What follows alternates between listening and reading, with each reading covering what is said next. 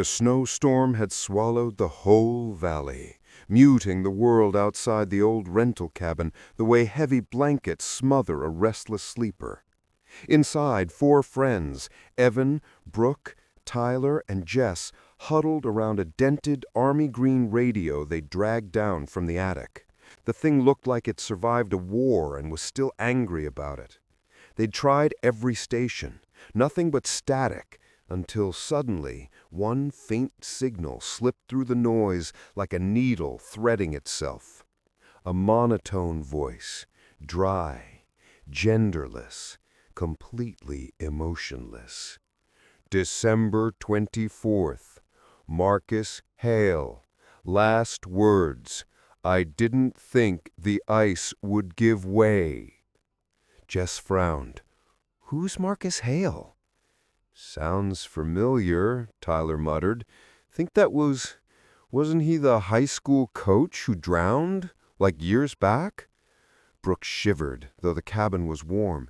That can't be. Why would a station broadcast that? The radio crackled again. December 24th. Amanda Rilson. Last words. Tell them I forgave them.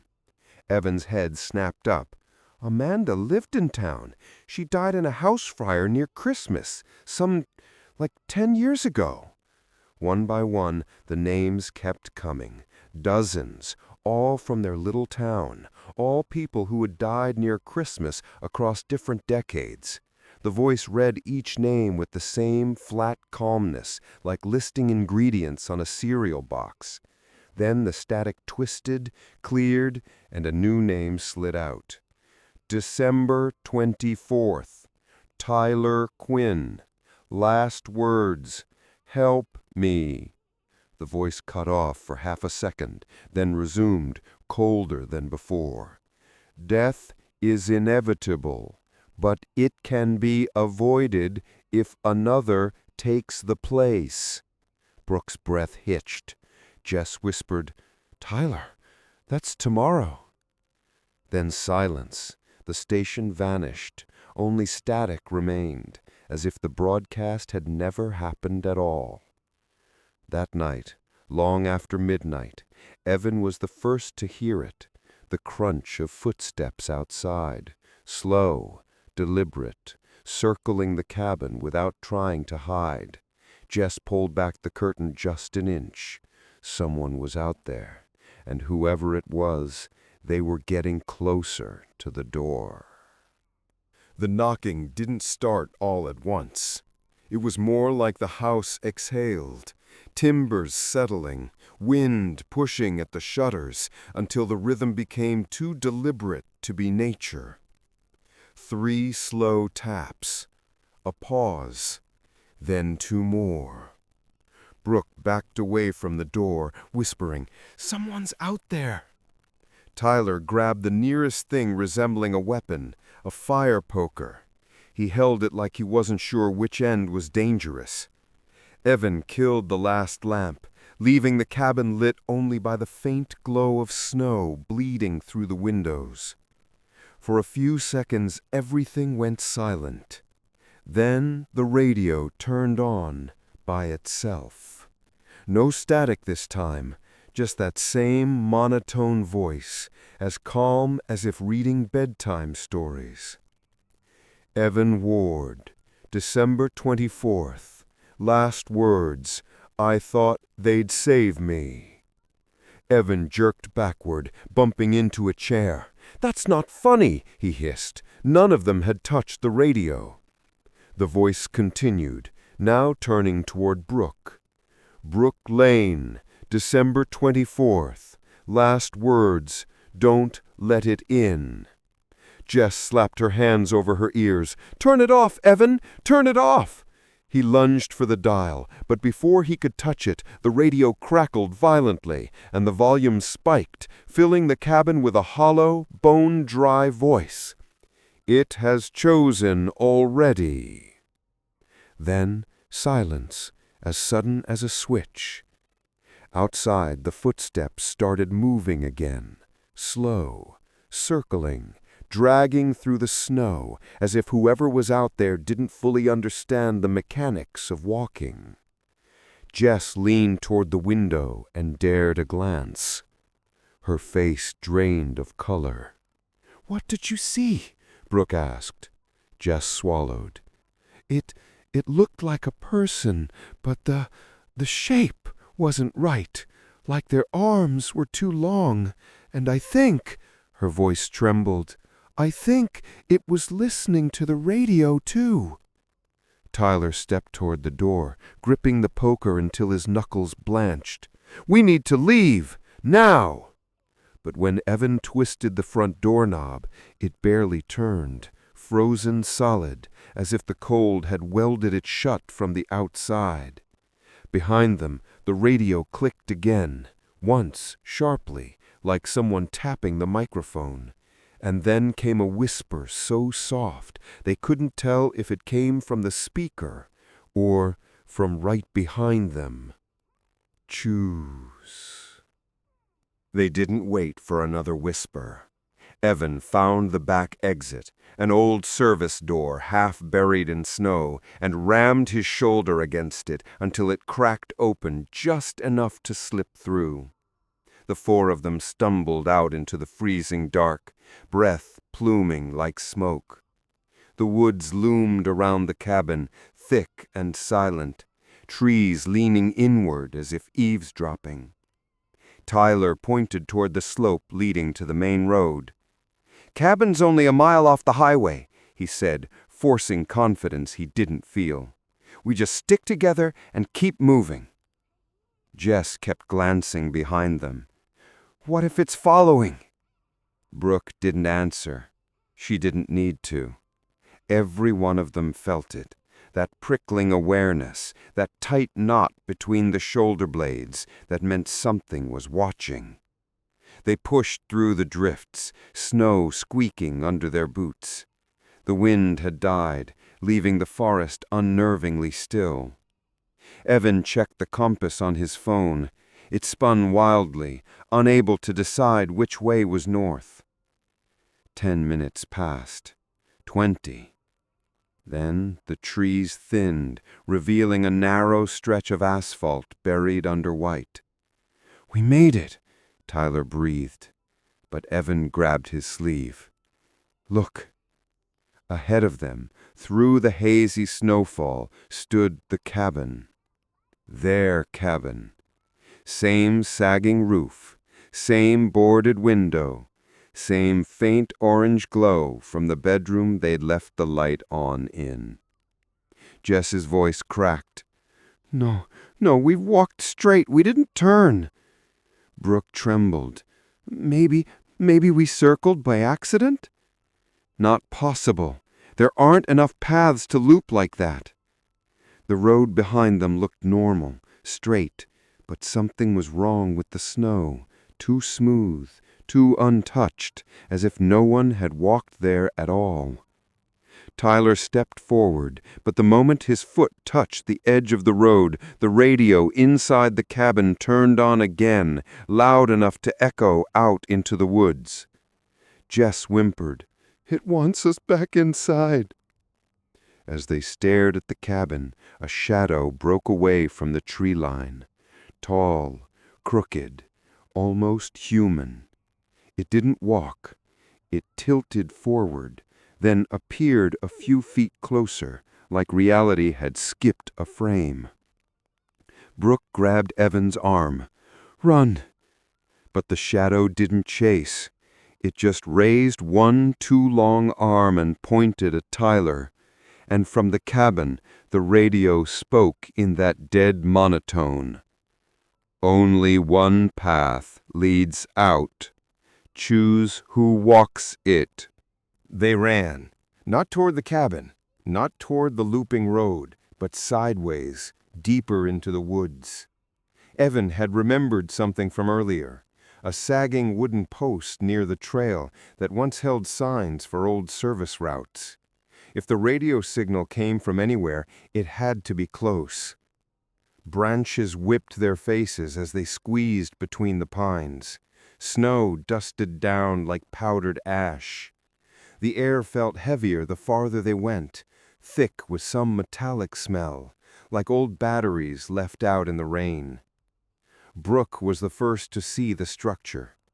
A squat wooden shed squatted between trees, half swallowed by roots and snow. The door hung crooked, barely attached. A rusted sign leaned against its wall, the stenciled letters faded but still readable. Outpost Relay Number 7, property of U.S. Communications Service, decommissioned 1974. Jess whispered, "This place shouldn't even be powered." Tyler approached slowly, poker still in hand.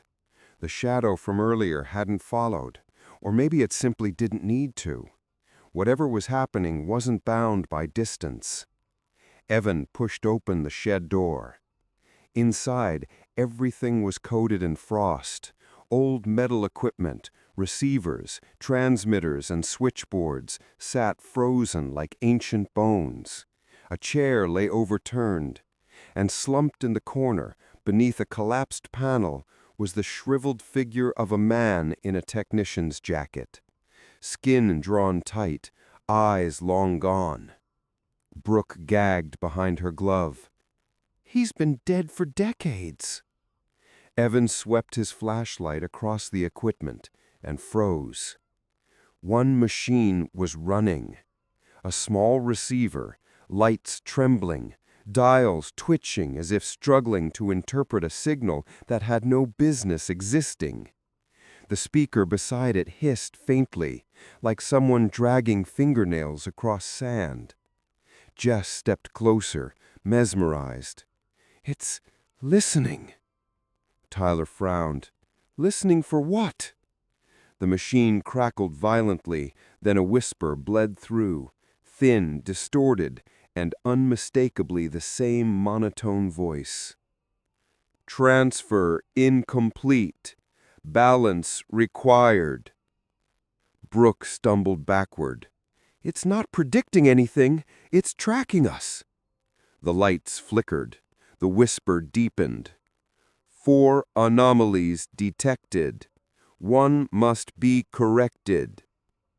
Evan reached for the power switch, but the receiver let out a high-pitched screech, forcing them all to cover their ears. Snow sifted down from the rafters. Jess shouted, "Turn it off, Evan!" "I'm trying!"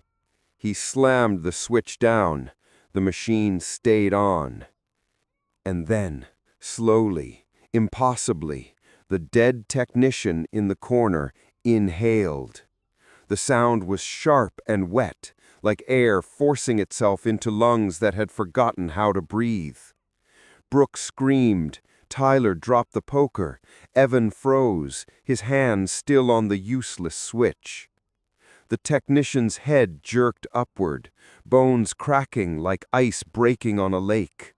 His mouth opened, and the radio's voice came out of him. "Choose the one to replace. Time is running out." Then his jaw snapped wider than any human jaw should have, and something inside the shed shifted toward them.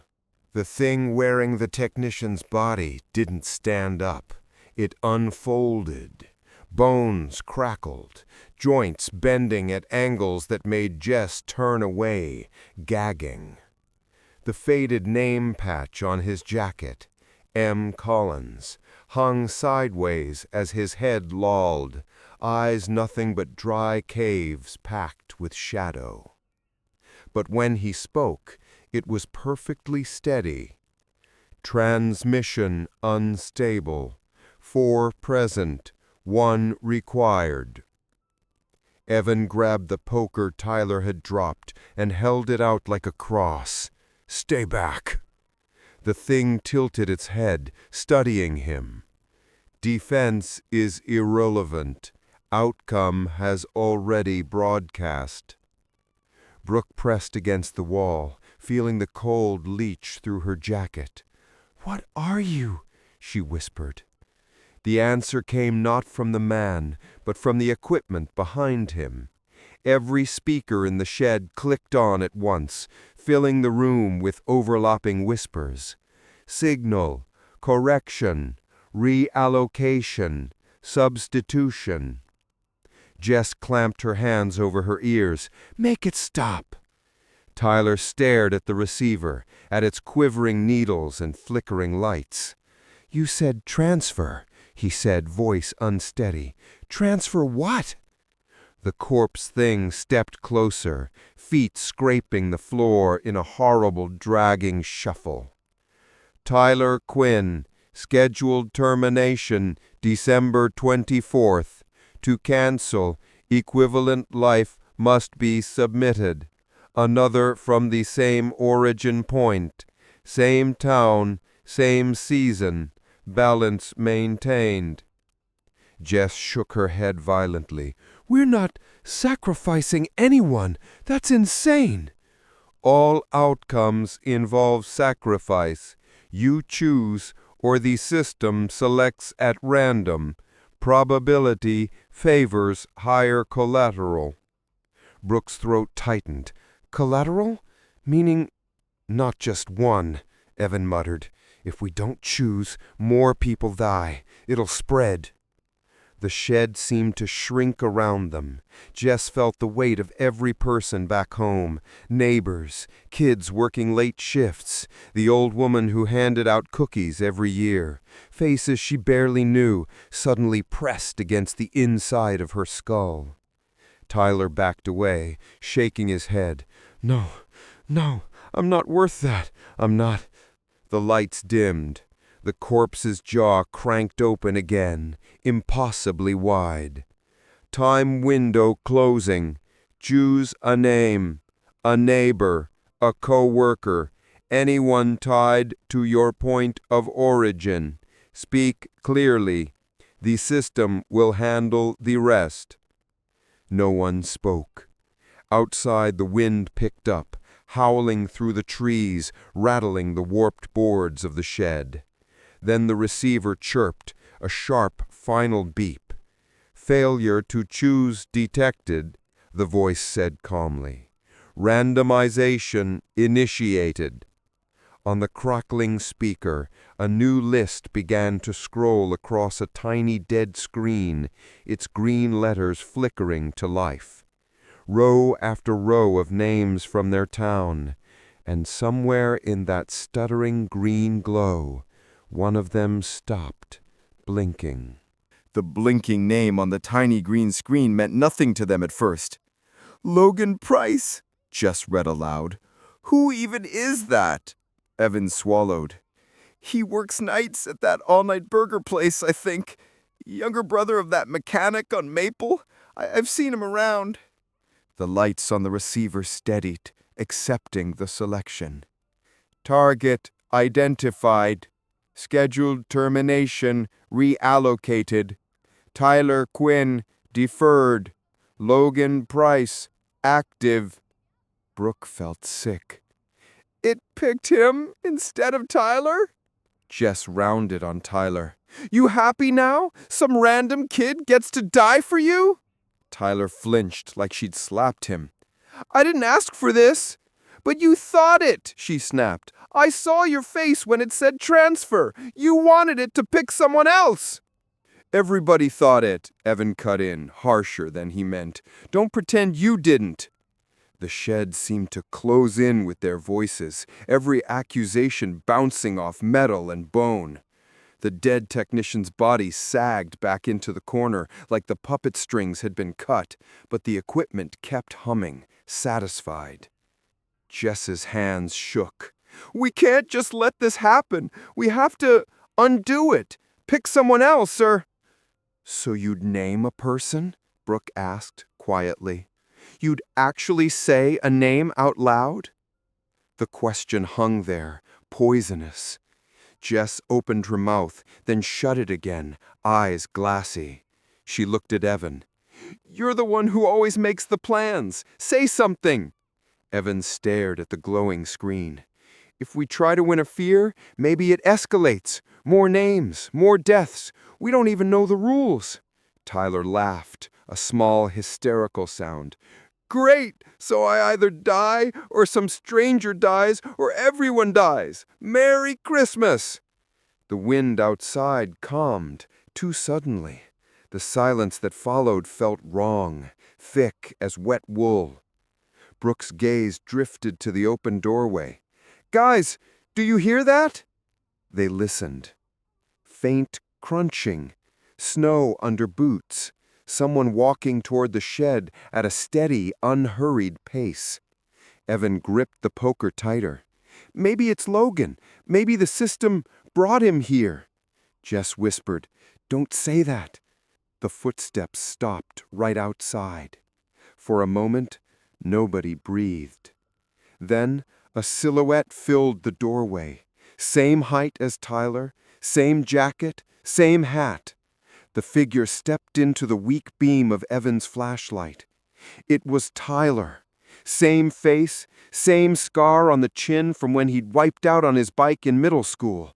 Except the eyes were two perfect, polished holes, smooth, empty sockets reflecting nothing.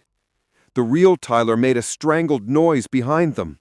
The double smiled, lips moving just a beat too slow, like someone trying on an expression it had only seen in pictures. In a flat, borrowed version of Tyler's voice, it said, "I already died. This is just the rerun." For a few seconds, nobody moved. It felt like the whole world had been put on pause. Just the four of them, the dead equipment, and the thing that wore Tyler's face like a borrowed mask. The real Tyler backed into the far wall, knocking over a coil of frozen cable. "That's not me," he rasped. "Evan, tell me that's not me." The double tilted its head, considering him. "I was you," it said, "for one run of the broadcast." Jess pressed into Brooke's side. "What does that mean?" The fake Tyler stepped farther into the shed, not leaving any footprints in the crusted snow on the floor. Original outcome: Tyler Quinn, fatal impact at highway crossing. 23-car pileup, 8 dead, 14 injured. You didn't look both ways. Tyler shook his head violently. "That didn't happen." The double smiled. "Not here." Behind them, one of the monitors flickered awake, showing 3 seconds of grainy black and white footage of Tyler sprinting across a highway under swirling snow, blinding headlights, the sudden whiteout of impact. Then static. Brooke clutched her chest, breath shallow. "Oh my God!" "Alternate branches," the thing went on calmly. "Attempts made to rebalance. Too much loss. System rolled back, but some data lingered." Evan felt the world tilt. "You're saying in another version of this night, Tyler already died and it reset?" The fake Tyler nodded once. "I am the residue. Lucky me." Jess started to cry, soundless tears freezing on her cheeks. "Why are we seeing you?" The double turned its hollow gaze on her. "Because you refuse to choose. The system is searching for loopholes, volunteers, leftovers." It took one more step, now only a few feet from the real Tyler. "You remember it, the way the lights looked." Tyler wanted to deny it, but a pressure pulsed at the back of his skull, a flash of blinding white, screaming metal, the metallic taste of blood. For a split second, he felt bones snap that had never broken. His legs buckled. Evan grabbed him before he hit the ground. I had a dream before we drove up here. I got T-boned at that on-ramp.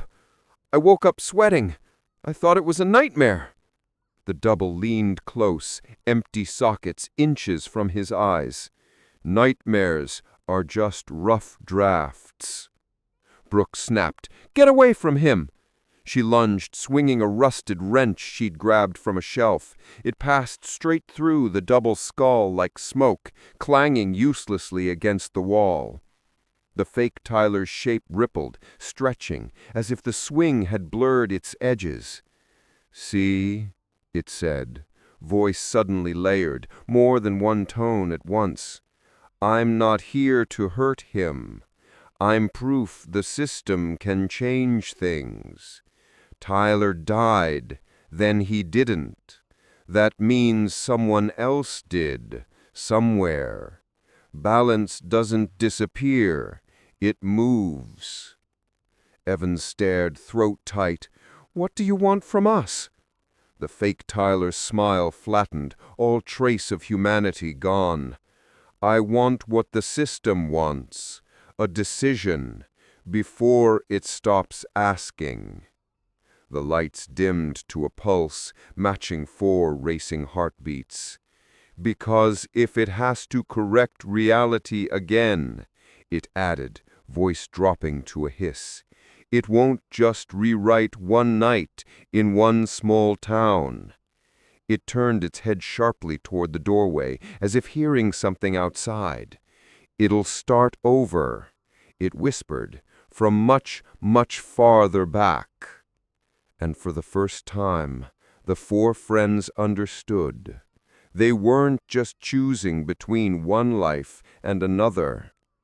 They might be choosing which history was allowed to keep existing.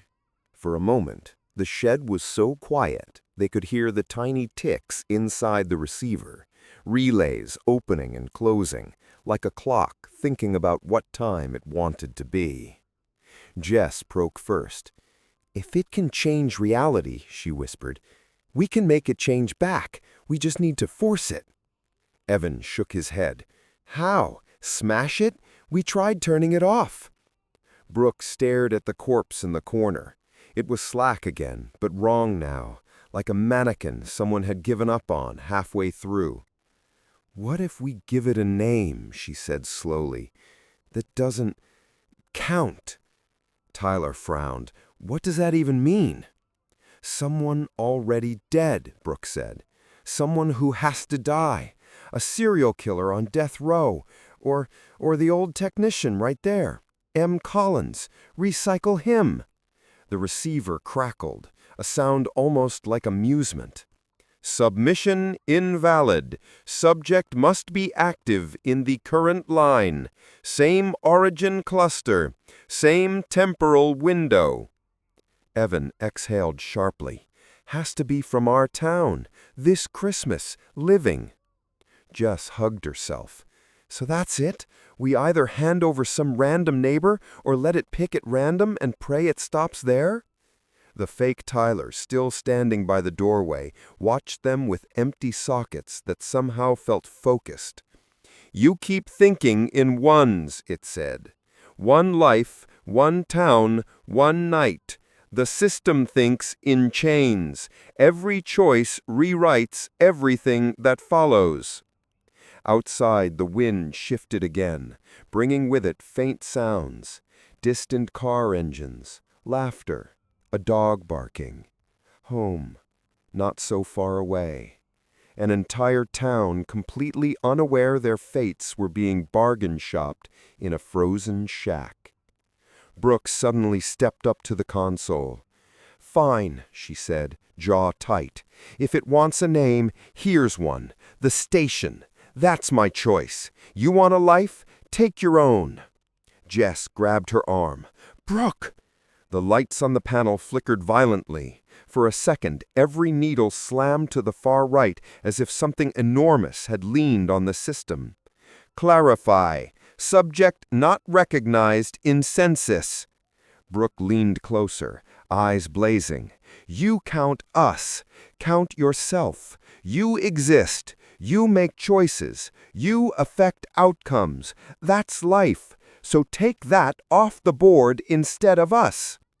The shed trembled. Frost dusted from the beams. Somewhere deep in the equipment, a relay shorted with a sharp pop and the smell of burned metal. Proposal rejected, the system hissed. Self-erasure introduces unbounded variables. Unacceptable. But Evan heard something else under the denial. A hesitation. A glitch.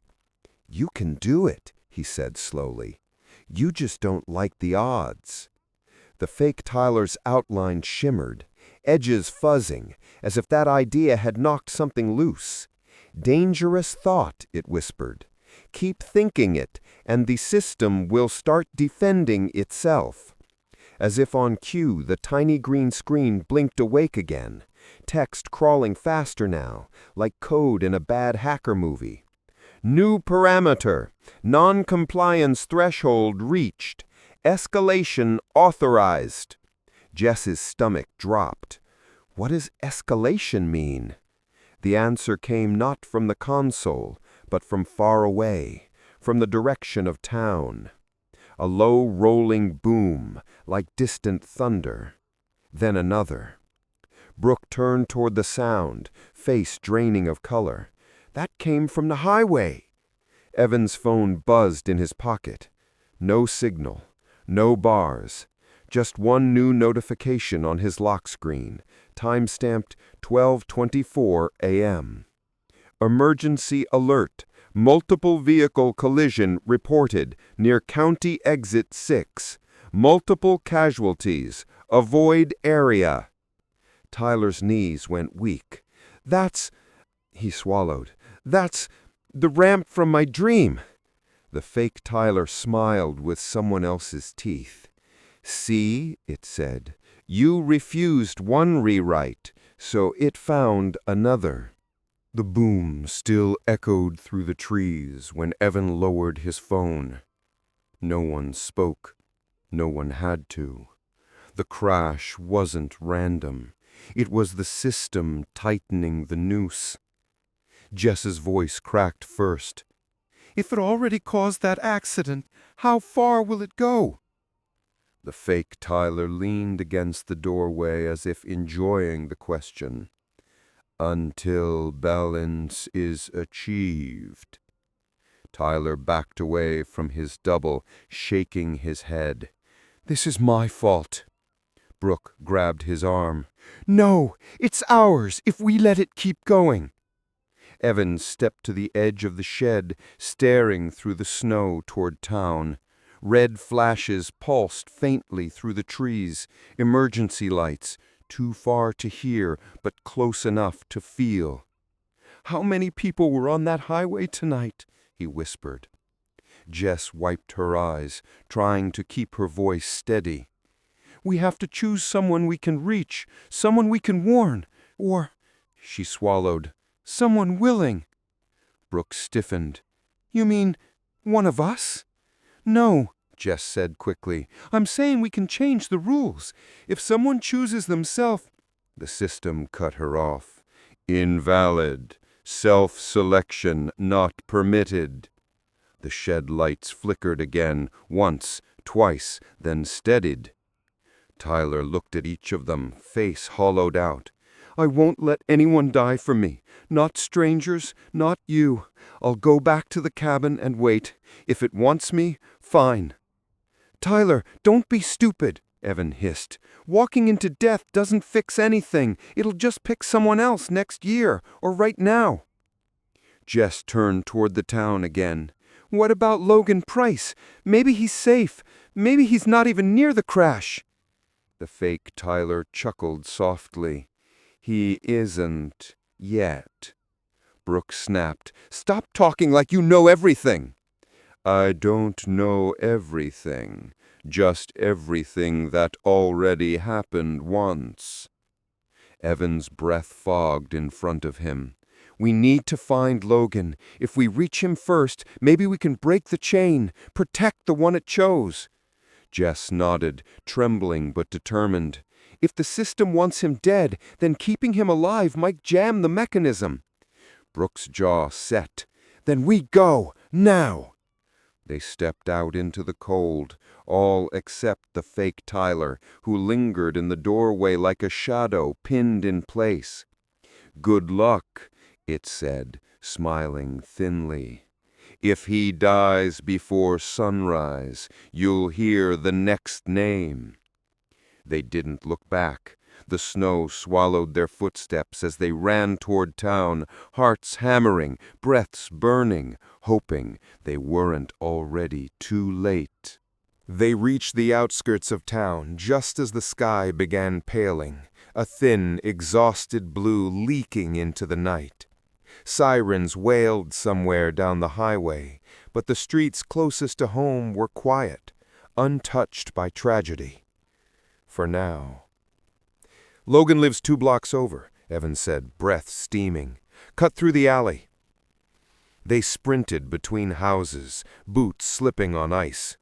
Jess kept glancing behind them, half expecting the fake Tyler to appear like a tracking shadow, but nothing followed, only silence. Brooke pointed. "There, Logan's place." A dim porch light glowed. No movement, no sign of danger. "Maybe we're early," Jess whispered. Tyler hesitated at the gate, guilt etched into his face. "He doesn't even know us. What are we supposed to say? Hey, the universe decided you're dying today? Mind staying inside?"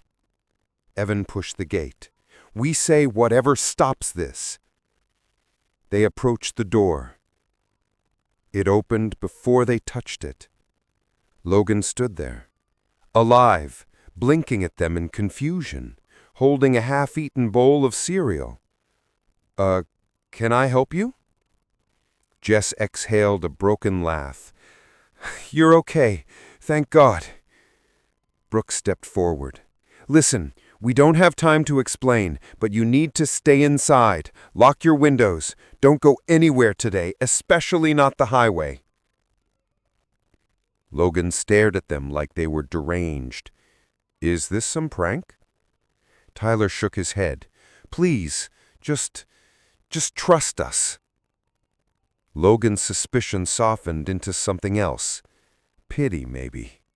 And he nodded slowly. "Fine, I'll stay in. Whatever's going on, I'm not getting involved." They backed away, relief flooding them. Maybe this would work. Maybe protecting the chosen target would break the system. Maybe. Then Evan's phone buzzed. He froze. A notification slid across the screen. "New broadcast received, 12:57 a.m.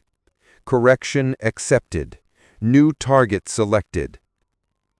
Jess felt the world drop out beneath her feet. No, we saved him! We saved him!" Evan forced himself to open the message. One line. One name. A name that didn't belong to random fate. Brooke Lane, December 24th. Last words, keep them safe. Brooke went still. "Me," she whispered. "It chose me." Tyler grabbed her shoulders. "We're not doing this. We're not letting it happen. We'll fight it, destroy the shed, smash the equipment, whatever it takes." But Brooke shook her head, calm. Too calm. "The system isn't choosing randomly anymore. It's adapting. We keep dodging one death, it moves to the next, trying to balance the book." Jess's voice broke. "Brooke, don't!" Brooke looked at her friends, really looked. At Tyler's trembling hands, Jess's red-rimmed eyes, Evan's guilt swallowing him whole. "This ends if someone stops running, if someone chooses not to break the pattern, if someone accepts the version where things don't reset." Evan shook his head violently. No, that's not..." She stepped back from them, toward the street. The horizon glowed faintly with the first real hint of sunrise. tell the station," she said. "I agree. No transfer. No substitution." A breath of wind swept through the neighborhood, too warm, like exhaled air. The sirens on the highway cut off. Everything went still. Brooke smiled faintly. "It's okay," she whispered. "I'd rather be the last rewrite than the next regret." And before they could stop her, before Tyler could reach out, before Jess could scream, Brooke stepped off the curb as a delivery truck, hidden behind the rising sun's glare, barreled through the intersection. It happened fast, too fast. Too fast for a reset, too fast for the system to need one. The world went quiet. The truck skidded to a stop. The driver leapt out, shouting. Tyler collapsed, sobbing. Jess sank to her knees. Evan stared at the growing pool of red on the snow, realizing it wasn't gruesome. It was just final. The air around them warmed as if someone invisible were closing a book. Somewhere far away, a radio clicked off. No voice. No new broadcast. No next name. Just silence. Balance restored. And as the sun rose over the town that nearly vanished into alternate endings, the three friends knew Brooke's choice was the only one the system would ever accept, and the only one they would carry for the rest of their lives.